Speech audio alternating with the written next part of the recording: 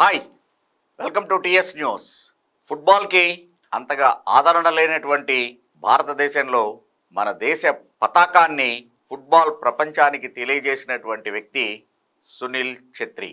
Yes, తన యొక్క ఆట తీరుతోటి ఎంతోమంది యువతని ఫుట్బాల్ వైపు మళ్ళేట్లాగా చేసినటువంటి వ్యక్తి సునీల్ ఛెత్రి. 84లో జన్మించినటువంటి ఛెత్రి 39 సంవత్సరాల ఈ వయసులో తన యొక్క రిటైర్మెంట్ని అనౌన్స్ చేశాడు. జూన్ 6న కువైట్తో జరిగేటువంటి మ్యాచే తన చివరి మ్యాచ్, ఇంటర్నేషనల్ మ్యాచ్ అని చెప్పేసి అనౌన్స్ చేశాడు. ఎక్కువ సౌకర్యాలు లేవు.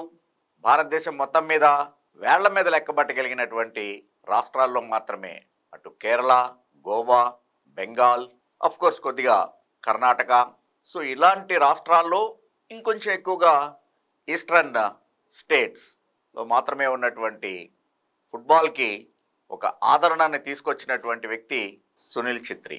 అటువంటి ఆదరణ లేనటువంటి, ఎక్కువగా ఆడనటువంటి, ఎక్కువగా టోర్నమెంట్లు జరగనటువంటి ఈ ఫుట్బాల్లో కూడా అత్యధిక గోల్స్ చేసినటువంటి ఆటగాళ్ల జాబితాలో 3వ స్థానంలో నిలిచాడు ఛెత్రి. అంటే ఎంత అద్భుతమైనటువంటి సాకర్ ప్లేయరో మనకు అర్థమవుతోంది.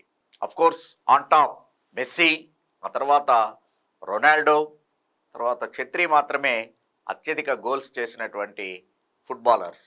94 గోల్స్ ఛెత్రి ఖాతాలో ఉన్నాయి. 151వ మ్యాచ్కి నాయకత్వం వహిస్తూ ఆట నుంచి రిటైర్మెంట్ తీసుకోబోతున్నాడు సునీల్ ఛెత్రి.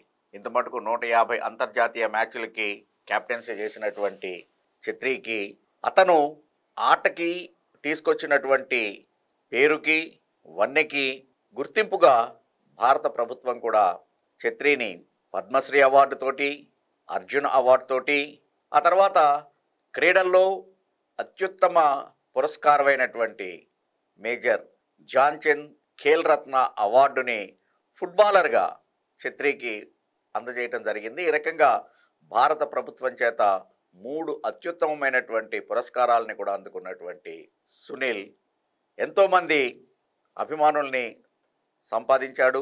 ఎంతోమంది యువ క్రీడాకారులు సాకర్ వైపు మళ్ళే విధంగా తన ఆట తీరుతో చేసినటువంటి సునీల్ ఎప్పుడూ కూడా తన కెరియర్లో వివాదాల జోలికి వెళ్లకుండా తన పని తాను చేసుకుంటూ కేవలం ఆట మీద మాత్రమే దృష్టిని పెట్టి మిగిలినటువంటి ఇతర అంశాల జోలికి వెళ్లకుండా ఉన్నటువంటి ఏ లెజెండరీ ఫుట్బాలర్ ఛెత్రి. నిజంగానే సునీల్ రిటైర్మెంట్ అంతంత మాత్రంగా ఉన్నటువంటి ఇండియన్ ఫుట్బాల్కి తీరని లోటనే చెప్పచ్చు. మిగిలినటువంటి క్రీడలను చూసుకుంటే మనం ఈవెన్ క్రికెట్ అయితే కనుక ఎంతోమంది బెంచ్ స్ట్రెంత్ ఉంటూ ఉంటారు. సచిన్ రిటైర్ అయితే ఇంకొక ఆటగాడు, ఈవెన్ రేపు ధోని, కోహ్లీ లాంటి వాళ్ళు, ధోని ఆల్రెడీ రిటైర్ అయ్యాడు, సో రిషబ్ పంత్ లాంటి వాళ్ళు, ఇషాన్ కిషన్ లాంటి వాళ్ళు ఎమర్జ్ అయ్యారు. ఈవెన్ కోహ్లీకి రీప్లేస్మెంట్ ఉండొచ్చు, రోహిత్ శర్మకి రీప్లేస్మెంట్ ఉండొచ్చు, ద్రావిడ్కి పుజారా రూపంలో, ఆ తర్వాత ప్రజెంట్ గిల్ రూపంలో రీప్లేస్మెంట్ని చూస్తూ ఉన్నాం మనం. కానీ ఫుట్బాల్కి సంబంధించి, అందులోనూ ఇండియన్ ఫుట్బాల్కి సంబంధించి ఛెత్రికి రీప్లేస్మెంట్ దాదాపు లేదు అనే చెప్పచ్చు. ఛెత్రి నాయకత్వంలో 3 సార్లు Nehru cup, the prestigious soccer tournament 3 సార్లు గెలుచుకున్నాం. ఏషియన్ గేమ్స్లో పతకాలు అందించాడు. ఈవెన్ సాఫ్ గేమ్స్లో పతకాలు అందించినటువంటి ఒకే ఒక్క సక్సెస్ఫుల్ కెప్టెన్ సునీల్ ఛెత్రి. ఏదైనా కానీ ఏ ఆటగాడైనా ఏదో ఒక రోజున ఆటకి వీడ్కోలు పలకాల్సినటువంటిదే, retirement తీసుకోవాల్సినటువంటిదే.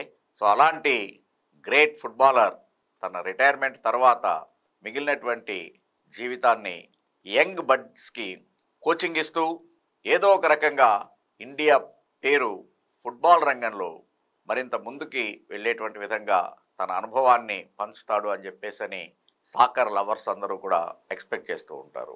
Even TS news wishing Chhetri a wonderful future. Thank you. Thanks for watching TS news.